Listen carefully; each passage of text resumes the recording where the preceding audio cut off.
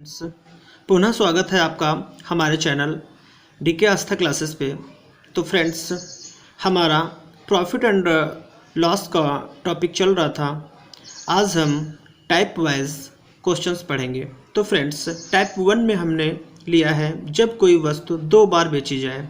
फिलहाल फ्रेंड्स, इन क्वेश्चंस को हमने इंट्रोडक्शन वीडियो में जो पार्ट फर्स्ट था उसमें पढ़ा चुके हैं। आइए इन क्वेश्चंस को देख लेते हैं। क्वेश्चन नंबर 1 है हमारा, यदि एक व्यक्ति अपनी कलाई घड़ी रुपये 720 में बेचे तो उसे 25% की हानि होती है। तदनुसार उसे 25% का लाभ प्राप्त करने के लिए कलाई घड़ी कितने में बेची जानी चाहिए। तो फ्रेंड्स देखिए, इस प्रश्न का सलूशन कैसे करेंगे। बहुत ही आसान क्वेश्चंस होते हैं और बराबर परीक्षाओं में पूछे भी जाते हैं, तो इनको आप स्कोरिंग क्वेश्चंस भी कह सकते हो।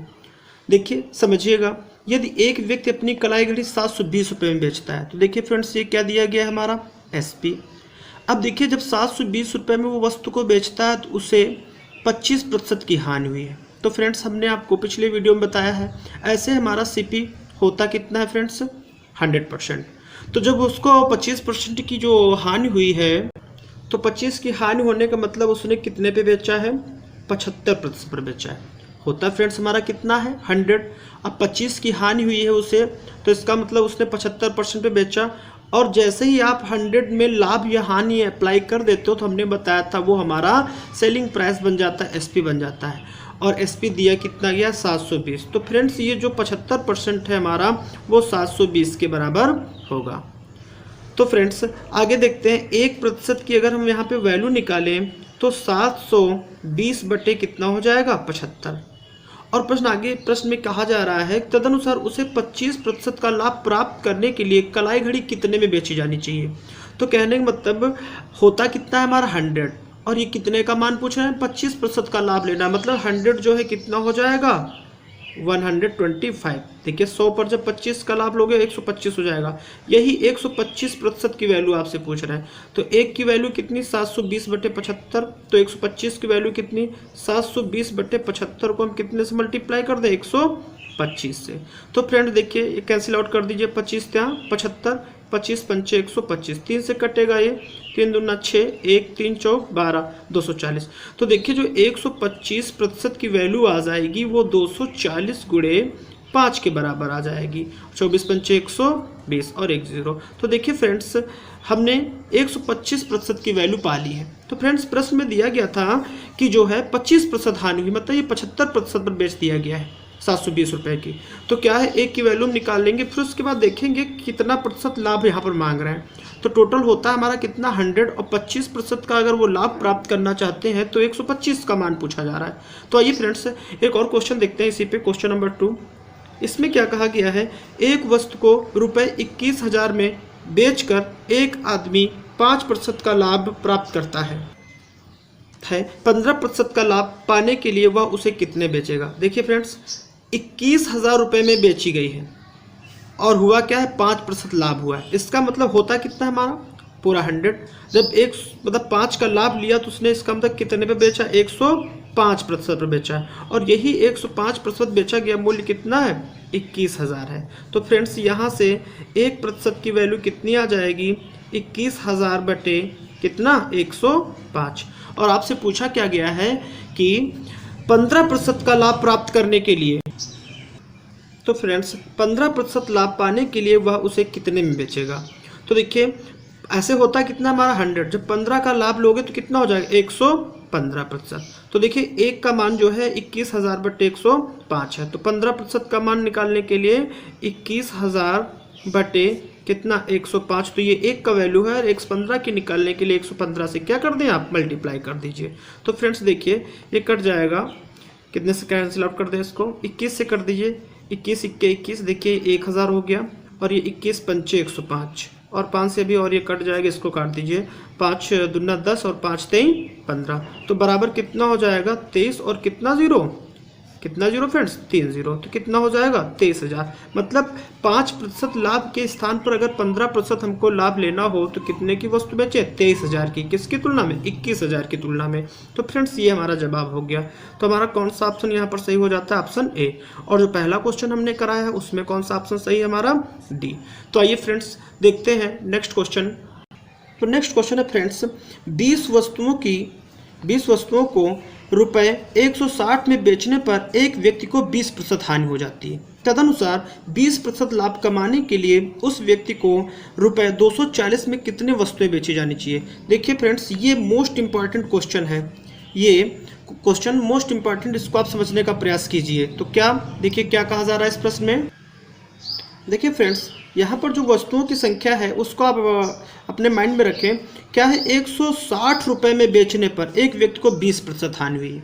तो देखिए ऐसे नॉर्मली होता है कितना, 100। तो जब 20 की हानि पर बेचा इसका मतलब उसने कितने पे बेच दिया है, 80% पे बेच दिया। और ये हमारा क्या बन गया, विक्रय मूल्य। और यही जो है कितने के बराबर, 160 के बराबर है। तो देखिए 80 से 160 कट जाएगा कितने टाइम्स, 2 टाइम्स। तो 1% इज इक्वल टू 2, मतलब 1% जो है कितने के बराबर आ गया, 2 के बराबर आ गया। तो अब देखिए हम यहाँ से 100 की वैल्यू निकाल लें। 100% मतलब हम क्या निकाल ले रहे हैं, कास्ट प्राइस की, वो वस्तु थी कितने की। तो जब 100, 1 का मान कितना है, 2, तो 100 का मान कितना हो जाएगा, 200। मतलब 200 रुपये, मतलब वो चीज़ें जो 20 वस्तुएं थी 160 में बेची गई हैं वो रियलिटी में थी कितने की, 200 रुपये की थी। तो अब देख लीजिए क्या करते हैं। अब नेक्स्ट कॉन्सेप्ट आप देखिए, तदनुसार 20% का लाभ कमाने के लिए, 20% का लाभ मतलब 120% का मान आपसे पूछा जा रहा है। आप देखिए इस सभी कॉन्सेप्ट को मत देखिए, केवल इतना समझिए। अगर 120% का मान निकालते तो देखो 1% का मान कितना है फ्रेंड्स, 2। तो 120% का मान कितना हो जाता, 120 गुणे 2, जो कि कितना हो जाता है, 12 दूना 24, 240 रुपये। कहने का मतलब कि हमें 240 रुपये उस वस्तु को बेचना है। किस वस्तु को, जो 160 रुपये में खरीदी गई थी। अब कितनी थी, 20 थी। अब देखिए 240 की हमको बेचना है।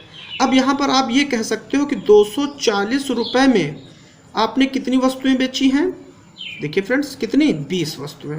तो आप देखिए 1 रुपये में कितनी वस्तुएं बेचोगे, 20/240 की। और अच्छा कितने रुपए की बात की उन्होंने, 240 की ही बात की है कि 240 रुपये में कितनी। तो देखो 20/240 और गुणे कितना, 240। तो देखिए 240 से 240 कट जाएगा। कहने का मतलब कितनी, 20 वस्तुएं ही बेच दी जाए। फ्रेंड्स हम यहाँ पर भी रुक सकते थे, क्योंकि देखिए जो हमारा 100% था सीपी, और देखिए कितना 200 था, निकल आया था कॉस्ट प्राइस। फिर क्या देखिए यहाँ पर 240 आ गया था, और 240 रुपये में बेचने की बात हो रही थी। और देखिए यहाँ पर 240 रुपये की ही बात की थी, जो दोनों सेम वैल्यूज हो गई हैं। तो इसका मतलब उतनी ही वस्तुएं, जितनी दिया गया था प्रश्न में उतनी वस्तुएं। तो फ्रेंड्स इस क्वेश्चन को समझने के लिए एक एग्जांपल और ले लेते हैं हम। आइए देखते हैं नेक्स्ट क्वेश्चन। तो फ्रेंड्स क्वेश्चन है, देख लीजिए, 80 बाल पेन 140 रुपये में बेचने पर एक विक्रेता को 30% हानि होती है। तो देखिए फ्रेंड्स 30% की हानि हुई है, तो इसका मतलब वस्तु कितने में बेच दी गई है, 70% पर। होता कितना है, 100। अब जब 30 की हानि है तो इसका 70% बेच दी गई, और वो बिकी कितने की, 140 की। देखिए प्रश्न में कहा गया 140 में बेचने पर 30% क्या होती। तो देखिए 70 से कैंसिल आउट कर दीजिए 2, तो 1% जो है कितने के बराबर आ गया फ्रेंड्स, 2 के बराबर। तो 100% यहाँ से निकाल लीजिए, मतलब वस्तु का सीपी निकाल लीजिए। तो कितना आ जाएगा, 200 रुपये। कितना आ जाएगा फ्रेंड्स, 200 रुपये आ जाएगा। अब देखिए आप इस कॉन्सेप्ट को बाद में देखें कि कितने रुपए में बाल पेन बेचे जाए, मतलब कितने बाल पेन बेचे जाने चाहिए, 104 रुपये में। तो पहले आप इसी 80 ही पेन को देख लीजिए कितने में बेचा जाना चाहिए। तो कितना परसेंट लाभ लेना है, 30%। कहने मतलब 130% का मान निकाल लीजिए। तो देखिए एक टुकड़ा जो है 2 के बराबर है, तो 30%, तो 130% का मान कितना हो जाएगा, देखिए 13 दूना 26, 260 रुपये। तो फिर जैसे ही आप ये पा लेते हो, बस यहाँ से आपको थोड़ा समझना है।